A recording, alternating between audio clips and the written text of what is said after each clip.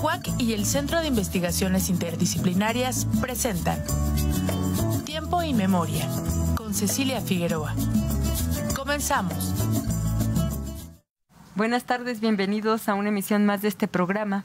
Hoy vamos a hablar de cine, específicamente de una cineasta que incursionó en la animación en la década de los 70, y para ello nos acompañan dos investigadores de la Universidad Autónoma de Querétaro que se están encargando de clasificar y ordenar su archivo.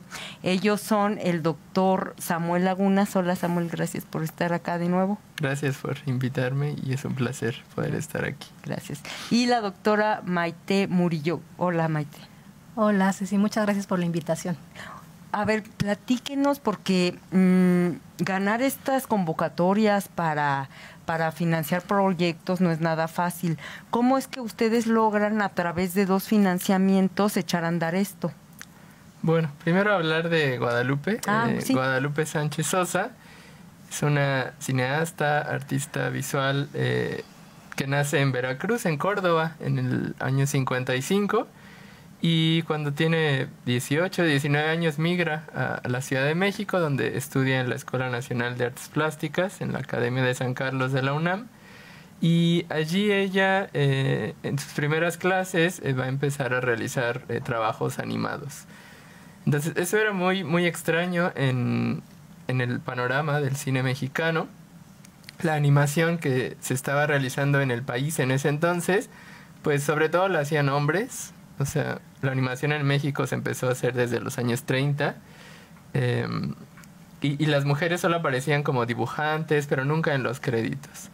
Entonces es muy interesante cómo Guadalupe, sin estar estudiando una carrera de cine, y estaba estudiando diseño gráfico, gracias a un profesor que ella tiene, que se llama Carlos Bustamante, se interesa en la animación y en 1975 hace su primer cortometraje llamado Mentirosa, que dura apenas 1 minuto 20 y que sin embargo se convierte en el primer cortometraje conocido que realiza una mujer en México.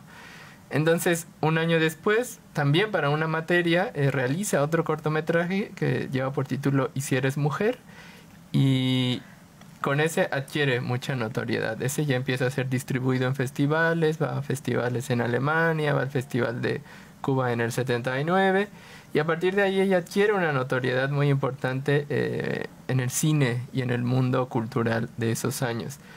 Y bueno, de ahí a la actualidad ella ha realizado numerosos cortometrajes, largometrajes como documentalista, ha hecho trabajo de diseño de arte y de producción. Y lo más interesante es que ha ido guardando cosas. Desde todos los dibujos que usó para ese primer corto en el 75, hasta los diseños de vestuario para películas en los 80, hasta ya fotografías de películas que realizó ya en el siglo XXI. Ella ha conformado un acervo personal bastante amplio, y nosotros al conocerlo pues nos entusiasmó mucho el poder pues hacer público eso, no solo por el valor que tiene en sí mismo, sino por el hecho de que es una cineasta pionera en América Latina en muchos sentidos, ¿no? Entonces, afortunadamente pudimos obtener este año un financiamiento del Instituto Mexicano de Cinematografía, y también a través de la UAC hemos podido empezar a echar a andar este proyecto. Y a lo mejor esta pregunta es como muy tangencial, pero ¿cómo es que ella les da la confianza? Porque digo, hay que tener confianza en los investigadores de cierta institución, de darles justo a ustedes todos esos materiales valiosísimos que ella guardó por años.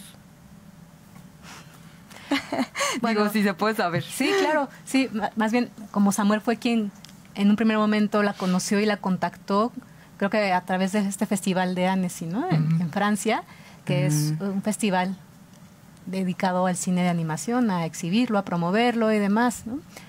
Y posteriormente Samuel me platicó a mí de esta cineasta, porque ya previamente Samuel y yo habíamos trabajado en conjunto en otros proyectos cuyo punto de convergencia es el cine. Y entonces me dijo, oye, esta señora que la conocí, y la verdad es que está súper interesante su obra, y ya sabe, el cine de animación, que es un tema que Samuel ha estado trabajando. Me interesa su archivo. Tú que eres historiadora, ¿qué tal que ahí hay un acercamiento interesante también de trabajar, intervenirlo, ¿no? Porque tiene como diversidad de materiales, ¿no? Desde storyboards, guiones, fotografías, carteles, marionetas, ya mencionó Samuel otros materiales más.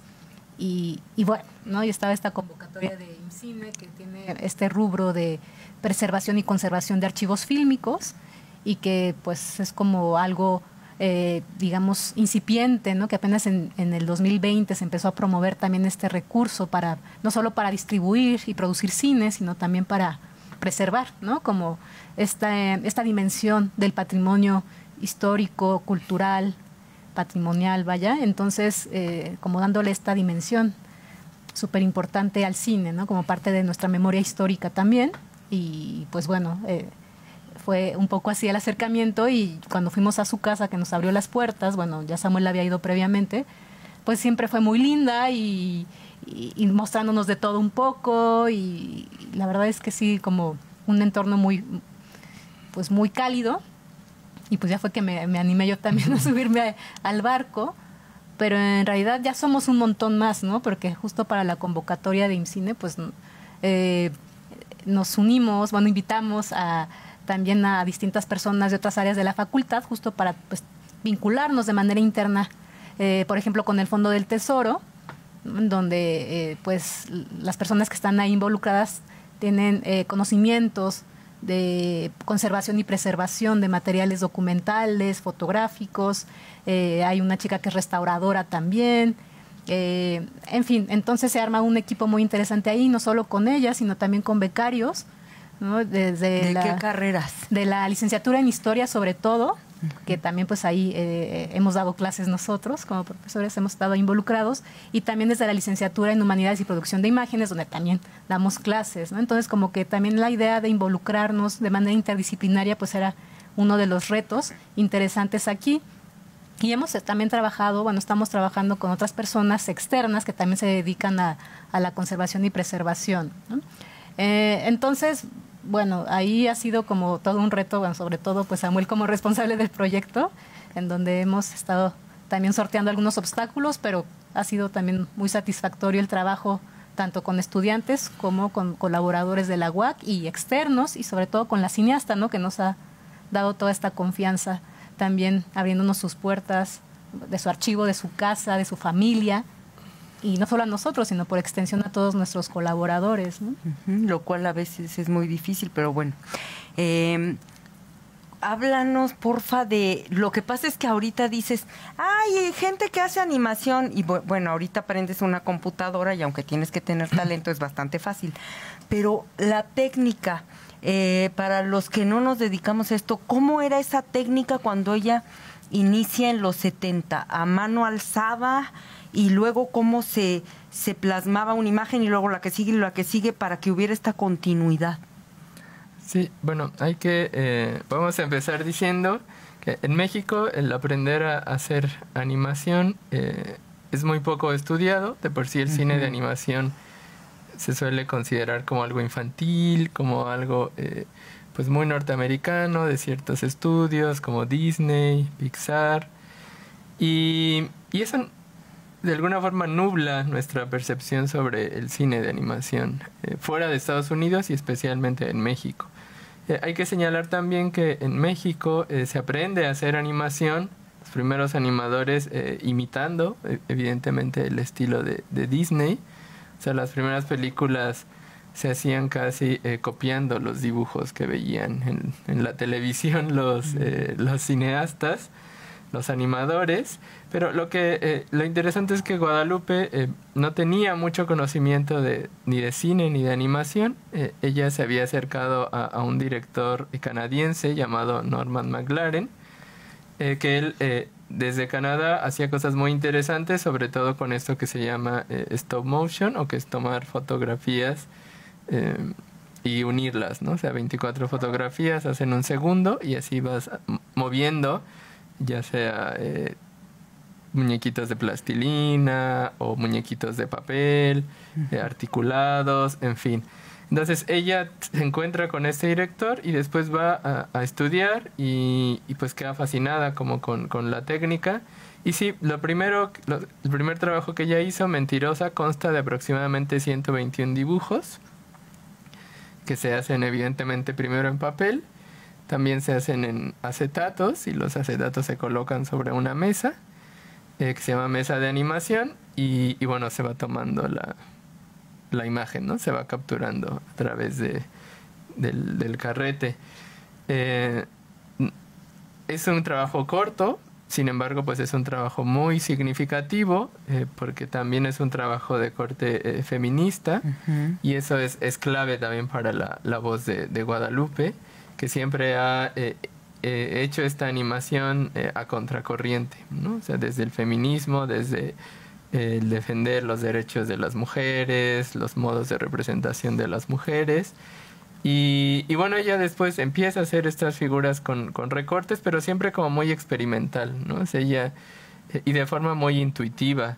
Y eso también es muy valioso, ¿no? Porque es talento, ¿verdad? Ahí, puro. Una visión, un juego que no para. Y creo que hacer este archivo también es importante porque eso, podemos aprender cómo es que se hacía animación. Entonces, al ver los papeles, al ver las notas que ella hizo, decimos, ok, en esos años así se hacía animación. Pero además, ¿saben qué es interesante del perfil de esta cineasta animadora mexicana? Esta vena comprometida con luchas sociales, feminismos, infancias, nos vas a hablar de eso, Maite. En general, son estos perfiles que vemos con cineastas como Epigmenio Ibarra, como escritores como Fabricio Mejía, es decir, que siempre están en la vida cotidiana incidiendo para cambiar esta sociedad en donde les tocó estar, ¿no?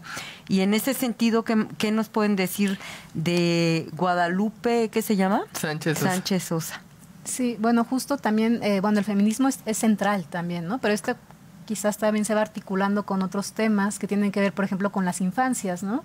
En donde, por ejemplo, ha trabajado en televisión haciendo cápsulas de animación con estas técnicas, ¿no? Como stop motion, el cut-out y demás, en donde pues hay esta parte muy didáctica, ¿no? Del cine y del cine de animación en particular, en donde ella propone temas interesantes de manera pues muy lúdica y sobre temas que tienen que ver con alfabetización, con información del medio ambiente, nutrición, cuestiones de astronomía, geografía, en fin. Entonces, es un trabajo súper lindo, súper creativo y que es distinto trabajar en televisión también, ¿no? Tiene sus contrastes de lo que implica trabajar en cine particularmente. Pero siempre está como constantemente estas premisas de causas sociales ahí. Además ha trabajado también con ciertas instancias gubernamentales en su momento, del gobierno de la Ciudad de México, otros estados de la República, haciendo también pequeñas cápsulas, también con fines didácticos, de medio ambiente, sobre los sismos. En fin, yo creo que es y muy interesante ver cómo toda esta versatilidad que tiene también para moverse en diferentes medios, industrias y soportes, ¿no?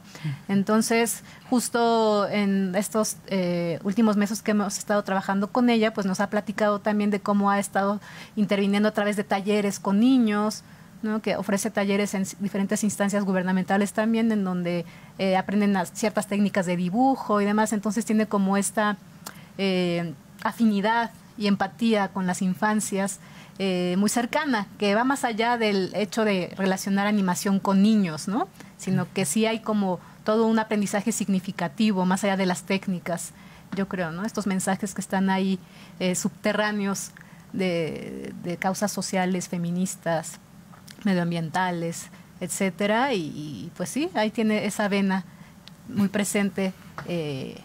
Ya tiene casi 70 años y sigue activa, ¿no? Ella sigue súper involucrada pues en diferentes proyectos que van saliendo. También ha trabajado con grandes cineastas en otras facetas, ¿no? De maquillista, diseñadora de vestuario, diseño de arte, ¿no? con María Novaro, Marie Sistach, Paul Leduc, Arturo Ripstein, en fin. Bueno, no sé si se me escapa por ahí pues, algo más al respecto. Como mencionabas a Epigmenio Ibarra, justo esta serie que hizo de Disney, que fue a través del contacto de Epigmenio Ibarra. Epigmenio Ibarra tiene esta empresa de Argos, bueno, de donde él estaba, y Argos fue quien en el año 2000 hizo un contrato con Disney para producir contenidos para las infancias desde México, ¿no? Entonces él junto con su esposa contactan a Guadalupe y Guadalupe empieza a trabajar para Disney a través de Epigmenio Ibarra. Entonces es bien interesante cómo podemos conocer mucho de la historia cultural de nuestro país a través de una persona, ¿no? A través de las redes de una persona.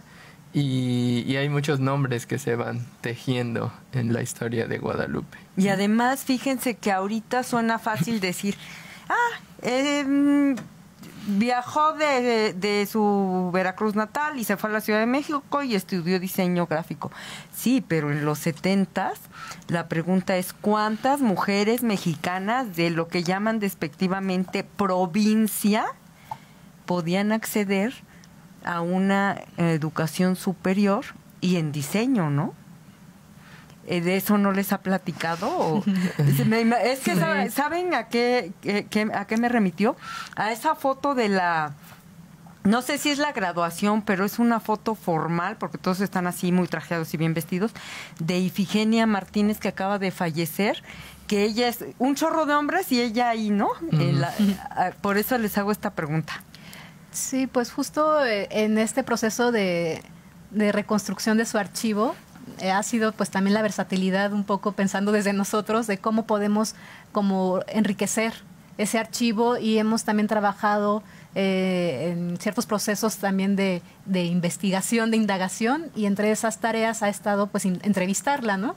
Entre pláticas obviamente más informales, nos invita a un cafecito, súper linda ella, sí, nos hace de comer, su esposo también ahí muy involucrado, y entre esas charlas y ya entrevistas más formales en donde hemos trabajado Samuel y yo en guiones, pensando en los objetivos propios de nuestro proyecto, pues nos va contando todo esto desde su infancia, anécdotas que parecieran muy triviales, pero que justo hablan de ello, ¿no? De cómo ella, en una familia de muchas mujeres, en un pueblito pequeñito como Córdoba, empezaron a salirse de ahí, ¿no? Justo pensando en que su madre también tenía como este empuje también, ¿no? Entonces como que creció en un entorno donde muchas mujeres con muchas fortalezas, empapadas de arte también, ¿no? Eso justo platicábamos con otras personas en la mañana en otra entrevista que hicimos, de familiares suyas que también son artistas, ¿no? Entonces nos platicaban justo esos vínculos entre esas mujeres y estas mujeres artistas, y cómo en su entorno el arte era algo muy natural, ¿no? Era como algo que se tenía que hacer sí o sí, ¿no? No importaban los obstáculos. Claro, poco a poco fueron empezando a ser conscientes de esos obstáculos estructurales, ¿no? Del machismo y del clasismo y demás, pero que de la industria misma del cine y la televisión están ahí presentes, y que sí, creo que también eso es importante reconocerlo, ¿no? Que hoy en día, pues sí, lamentablemente todavía se viven ciertas violencias estructurales y en estas jerarquías y dinámicas laborales propiamente de la industria, de los medios de comunicación y artísticos, vaya, porque pues también podemos romantizar esta parte artística, pero sí, claro que... Por eso Samuel hablaba de los créditos, ¿verdad? Que a ella sí le dieron los créditos. Y ese es un tema importante, por ejemplo, sobre libros de historia de animación en México. Hay únicamente 3 libros en español y solo le dedican 2 líneas a la obra de Guadalupe. Entonces, claro, pero a la obra de los otros hombres le dedican las otras 180 páginas, ¿no? Entonces, para nosotros ha sido muy importante de algún modo, poder valorar esto y desde ahí tratar de empujar y visibilizar, corregir incluso muchos errores que hay en las fichas técnicas donde no aparece su nombre en algunos créditos. Pues nos ha contado así un montón de cosas, producciones donde no les pagaban, en fin, ¿no? Entonces ella ha tenido que reponerse a un montón de cosas Y creo que como investigadores es también muy bonito y muy importante el podernos sumar a visibilizar, reivindicar, volver a hacer notar la presencia de una persona como Guadalupe Sánchez en la historia del cine, y con ella tratar de empujar a otras personas que hagan lo mismo con otras mujeres, ¿no? O sea, creo que es bien importante poder contar la historia del cine mexicano desde otros lugares. Uh-huh. Y suena así un proyecto súper ambicioso porque hay que restaurar, catalogar, bueno, no sé qué le hacen al vestuario, pero además le están entrevistando. Entonces, en ese gran proyecto, como ¿cuáles van a ser los resultados? No sé, va a haber un espacio en donde se puede exhibir todo esto, pero va a haber un libro o un documental de ella, o ¿qué vamos a poder ver? Bueno, sí, como dices, esto es muy ambicioso, igual puede seguir creciendo, igual también está la opción de volver a concursar por este recurso y a ver si le podemos dar continuidad, vaya, pero sí, pensando en los tiempos, tenemos que trabajar más que en un catálogo, porque eso nos llevaría todavía un poco más de tiempo. Es como una base de datos, un inventario como detallado de su obra y de cierta parte de su obra, ¿no? Porque sí son tareas muy detalladas, ¿no? Lo que implica la limpieza, la conservación, preservación, ir anotando detalle a detalle, como hacer breves descripciones también de los materiales que son de diversa índole, soportes y demás. Entonces, pues eso, hacer una base de datos, que es lo que hay que entregar como producto también a IMCINE, un par de conferencias, ¿no? Y ¿qué más? Pues en realidad mucho también pasa por los canales habituales de la difusión del conocimiento desde la academia. Uh-huh. Por ahí ya tenemos algunos textos que van a salir publicados. Uh-huh. Muy interesante que vamos a poder publicar en un dossier en inglés que organizaron desde Inglaterra sobre animadores de todo el mundo, y ahí pues Maite y yo vamos a publicar, a representar a América Latina con el trabajo de Guadalupe. Y eso, estamos participando en conferencias, y la idea es poder el próximo año, que se cumplen 50 años del inicio de la carrera de Guadalupe, poder montar algunas exposiciones en museos. Entonces quisiéramos hacer una en Querétaro, otra en la Ciudad de México, e incluso poder salir del país, ¿no? A difundir junto con Guadalupe pues su obra. Uh-huh. Y finalmente se regresaría todo esto a sus manos, ¿verdad?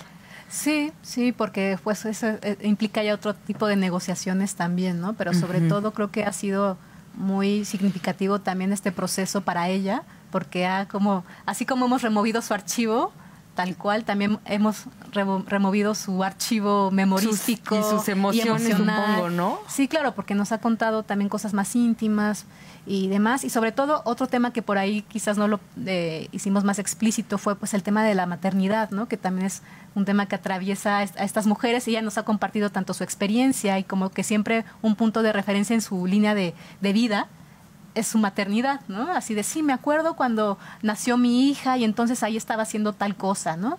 Y nos lanzamos a rodar y con tales colegas que también sus niños estaban ahí. Entonces creo que también ese es uno de estos temas que está ahí atravesado y de repente invisibilizado también en las diferentes formas de hacer cine, siendo hombre y siendo mujer, ¿no? Uh-huh. Y en cómo comparten estas experiencias, ¿no? Desde las maternidades y esta serie de relaciones y redes de apoyo también entre estas colegas y compañeras, amigas, uh-huh. En fin, pero yo creo que sobre todo, pues sí, el potencial que tiene este archivo nos permite también, pues eso, ¿no? Desde hacer tareas propiamente de la conservación, preservación, vinculadas a la archivística también en parte, pero también a la disciplina de la historia, pero también a las áreas de audiovisuales, incluso de museografía, porque también tenemos por ahí a otra colega que está participando y que a futuro pues también nos va a ayudar con esta parte de la curaduría y demás, ¿no? De la gestión.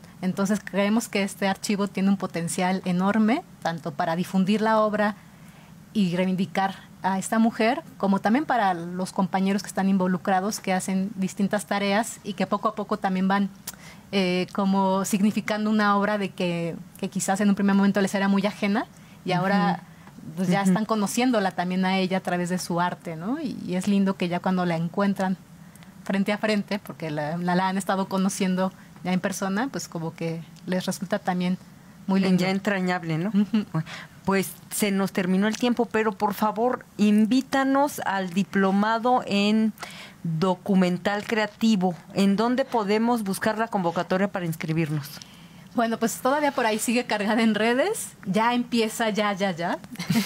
Todavía hay chance de inscribirse en Educación Continua de la Facultad de Filosofía, ahí en Campus Centro Histórico, Patio Barroco, pero por ahí en redes también están los contactos vía correo electrónico y redes sociales, digitales. Entonces, si se animan ya ahorita, por ahí todavía pueden estar.